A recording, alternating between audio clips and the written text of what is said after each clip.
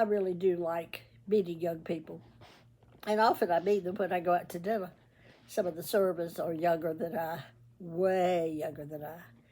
And several months ago, I was in Chesapeake, Virginia, visiting a friend who was in a rehabilitation facility following a fall. And her husband told me that there was a good restaurant in town, and so I decided to go to the Black Pelican. And when I went in about 4:30 in the afternoon, there was absolutely nobody in there except the servers.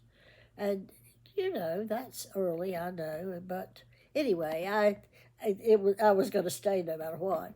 So she seated the hostess seated me, and brought me some water. And when I placed my order, she said, "Is there anything else you'd like?" And I thought, well, heck yeah. I said, well, yes, I would like a man, 18 years old at least, and because I want someone I can enjoy conversation with, and wealthy enough to pay for my dinner. Now, folks, I was teasing, and she knew I was teasing, but she said, "So 18 is your limit?" And I said, "Absolutely." Younger men probably are very nice, but they couldn't carry on a conversation the way I'd like to. So she left, and I went to reading my book, and I was sitting there just enjoying my book, and all of a sudden I saw this shape come into the seat on the booth across from the table. And I looked up, and there was, without a doubt, the most adorable young man you could ever imagine. Curly black hair and big brown eyes, and I mean, he just physically just adorable.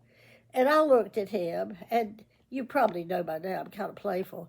I looked at him and I said, "Oh." And he looked like I had kicked a puppy. He started to get up and he said, "I'm too young." I said, "Oh, no, no, baby, you're not too young. It's just that you don't look as though you have enough money to pay for my meal." And he made some sort of comment, and I can't remember which and what. And I said, "I'll just need to see your checkbook." And one of my favorite parts of this story is that precious young man, his name was Will, by the way, that precious young man looked across the table and he said, "What's a checkbook?" And I realized that we do not live in the same world, do we? But he and I talked for about 10 or 15 minutes until my supper came, my food came. And I learned that he was a student taking a break between semesters or whatever, and just a delightful time. So I learned a thing or two about asking for what you want, and by John, even getting it. Thank you.